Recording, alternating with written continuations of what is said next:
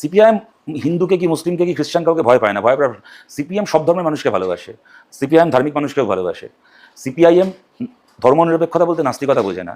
CPIM আমরা মনে করি যে মানুষ ধার্মিক হবেন, যিনি ধর্মপ্রাণ মানুষ যে ধর্মেরই হোক না কেন তিনি তার ধর্মকে বিশ্বাস করবেন, পুজো করবেন, নামাজ পড়বেন, তিনি বাইবেল পাঠ করবেন, সব কিছু করবেন। কেউ অন্যের ধর্মকে অসম্মান করবেন না। যদি কেউ মনে করে যে আমি অন্যের ধর্মকে ছোট করে নিজের ধর্মকে সার্ভ করব, সে হিন্দু হোক আর মুসলমান হোক, তাকে সিপিআইএম একসঙ্গে জেলে রাখার ব্যবস্থা করবে। আমি যেরকম বললাম যে জ্যোতি বসু কখনো বলেননি যে সিপিআইএমের রাজনৈতিক বন্দীদের মুক্তি দেবো, উনি বলেছিলেন রাজনৈতিক বন্দীদের মুক্তি দেবো। তেমনই 92 সালে তুমি মনে থাকবে ঋতুদা, আমার থেকে তখন তোমার বয়স বেশি, তোমার মেমোরি অনেক বেশি থাকবে। জ্যোতি বসু বলেননি যে অমুক ধর্মের দাঙ্গাবাজদের মাথায় গুলি করবো, জ্যোতি বসু বলেছিলেন দাঙ্গাবাজদের মাথায় গুলি করবো। বুদ্ধদেব ভট্টাচার্য বলেন নিজে হিন্দু দাঙ্গাবাজদের মাথা ভাঙবো, কি মুসলিম দাঙ্গাবাজদের মাথা ভাঙবো, কি খ্রিস্টান দাঙ্গাবাজদের মাথা ভাঙবো।